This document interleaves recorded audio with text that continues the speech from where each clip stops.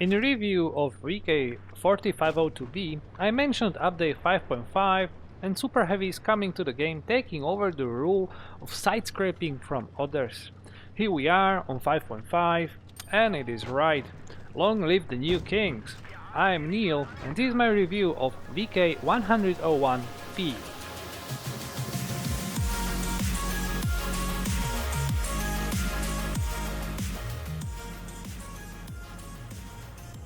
As the Second World War progressed, many nations were more into heavier and heavier tanks, including Germany. The heavier it was, the better.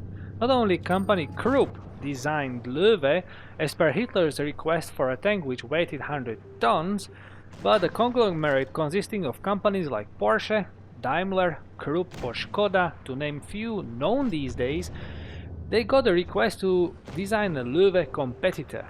It was meant to weigh 100 tons and as such it got designation VK101. Design was finished in 15th of May of the same year.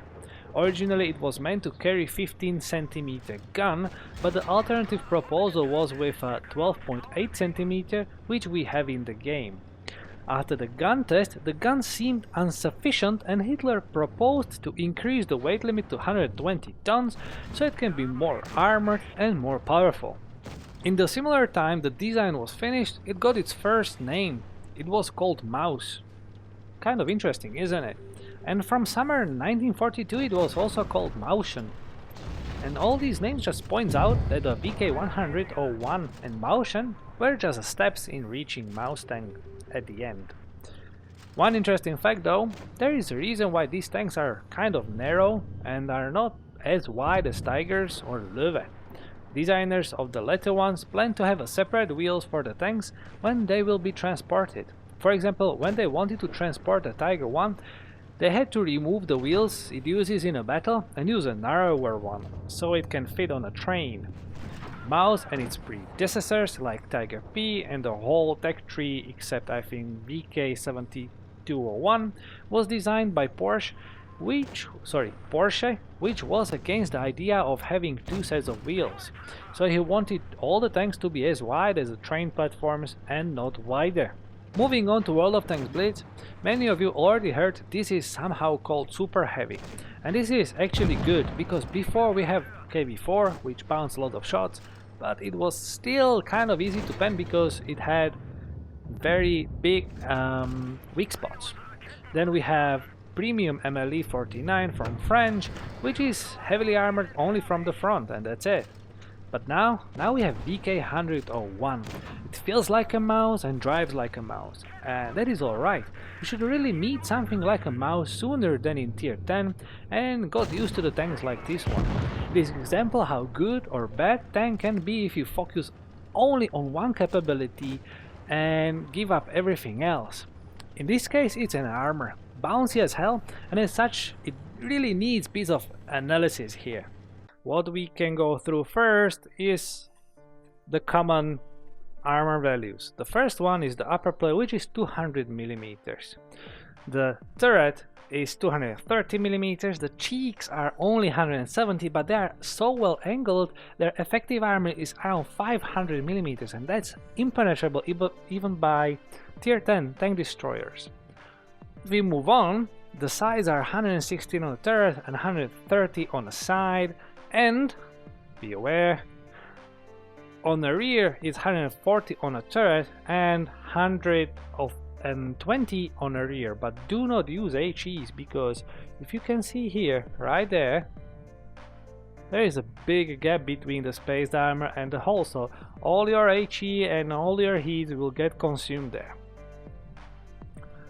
Now, moving on to the main thing, this is a side scraper machine, as it have the thickest side armor of all tier 8 heavies, and if we angle it like this, I think that's like 10 to 15 degrees, could be a 20 as well, because it have so wide armor it can bounce anything, even on over angling. It's pretty hard to over angle this tank, but if we angle it like this, we can see the effective armor of the side is from 275 here, yeah, up to 360, so that's auto bounce for most of the even premium ammo on tier 8.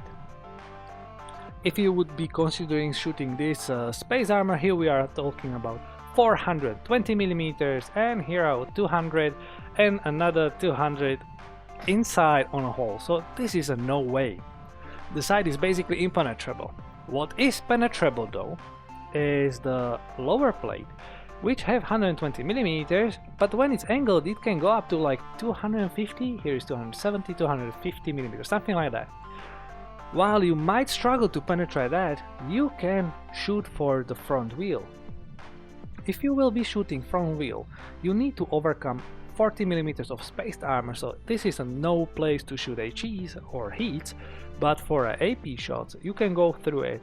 And then there is only 160 millimeters of effective armor, not armor itself, just effective, already angled armor. So that's a 200 millimeters, and that's basically the easiest place to penetrate VK from a front. And I would consider it quite funny. Now moving on to a turret, there is a commander's hatch, pretty hard to penetrate still. It's 209, 208 millimeters. You should always shoot to the middle, because if you just miss it and hit the side, you are looking for 220, 300 millimeters, up to some ridiculous, how much it is, 470 millimeters of effective armor. So shoot the middle and you can go through the armor.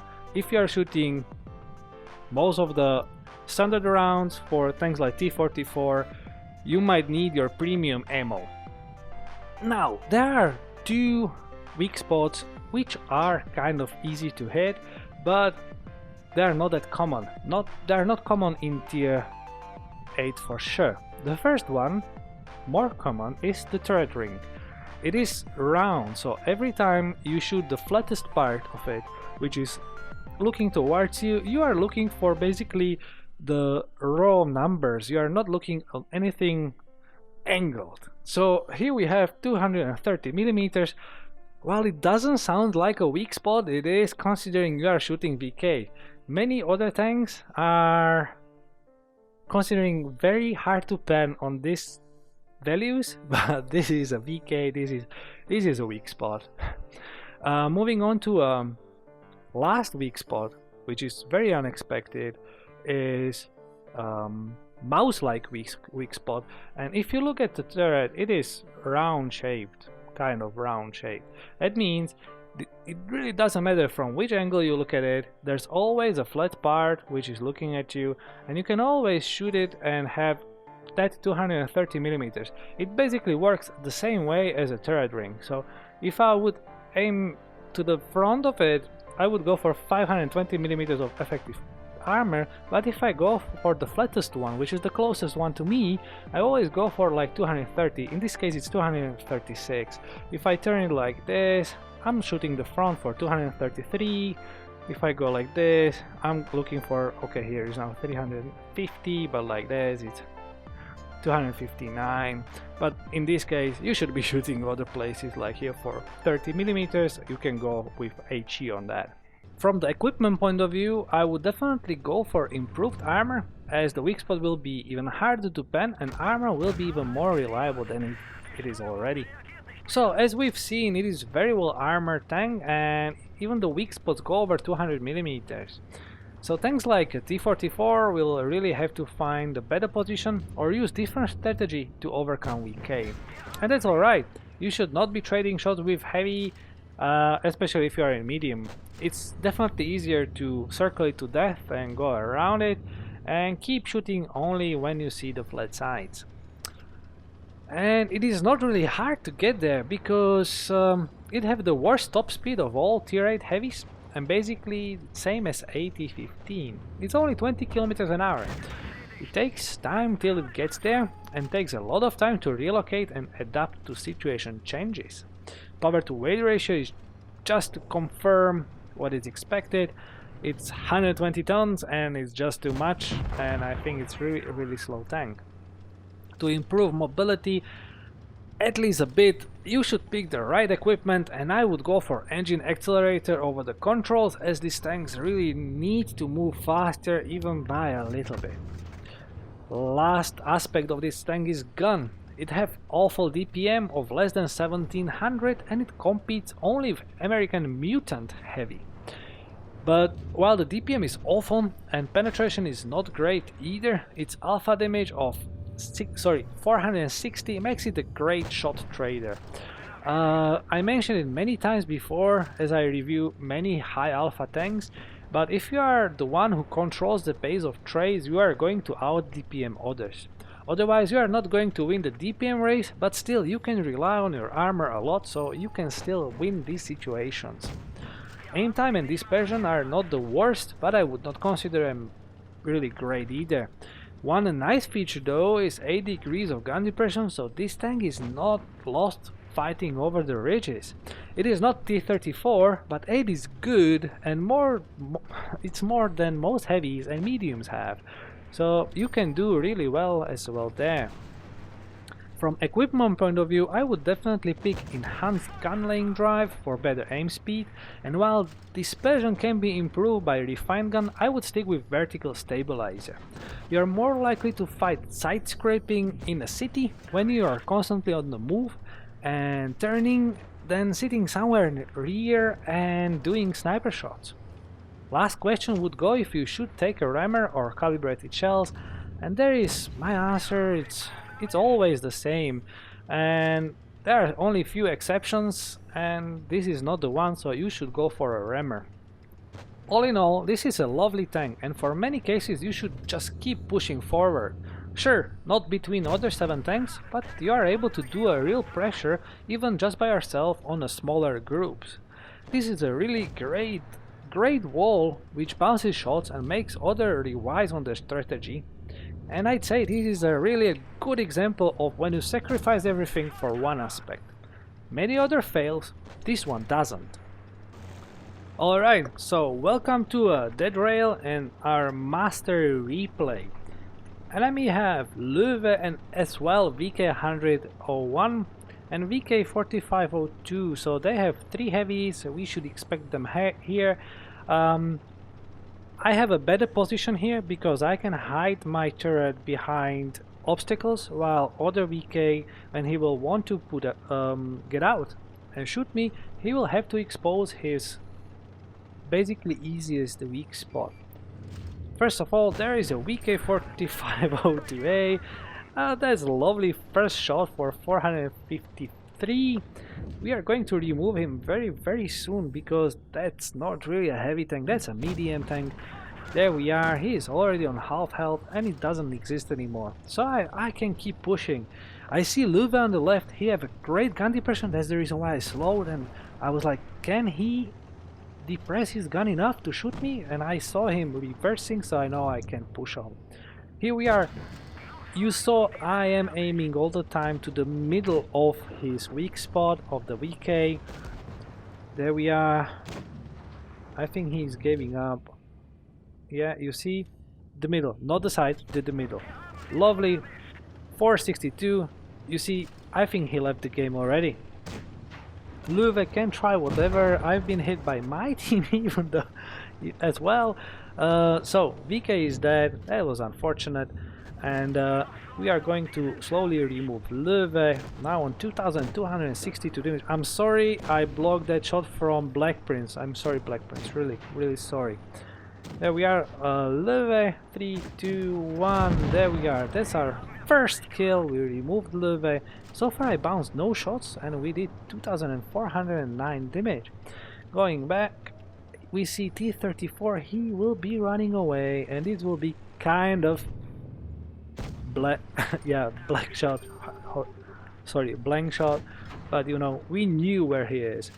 That was a shot from T-23E3, our first block, not that hard. Moving on,